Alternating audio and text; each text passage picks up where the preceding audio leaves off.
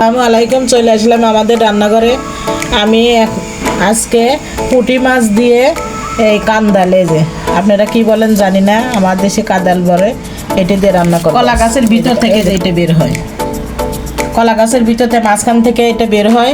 এটা ভালো করে ছুলিয়ে তারপরে এটা এইভাবে কাটতে হয়, এইভাবে পাতলা পাতলা করে কাটে নিতে হয়। এই যে আমার পুঁটি মাছ দেখেন, আমি এই পুঁটি মাছ দিয়ে কান্দাল রান্না করব। এখন আমি সর্ষের তেল দিয়ে দেব।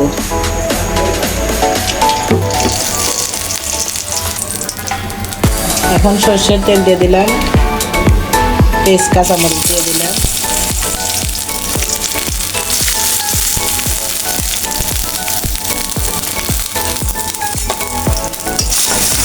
এখানে আমি হলুদের গুঁড়া, মরিচের গুঁড়া, জিরার গুঁড়া, লবণ আর একটু শুকনো মরিচের গুঁড়া সব একত্র করে নিয়েছি। আমি এখন ঢেলে দিলাম।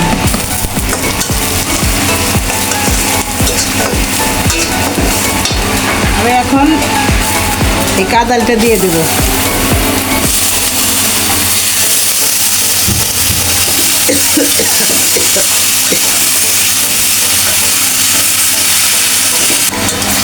এই দেখেন, এইভাবে আমি ভালো করে কষাইয়ে নিলাম।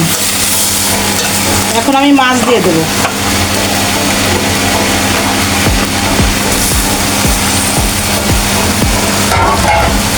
মাছ দিয়ে একটু নাড়াচাড়া করে নেব।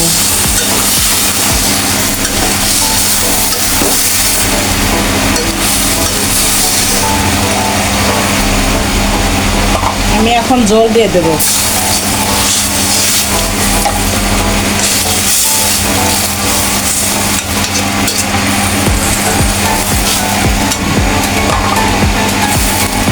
এখন ঢাকিয়ে দিলাম। তরকারিটা হয়ে গেছে, এই দেখেন কত সুন্দর হয়েছে আমার তরকারি।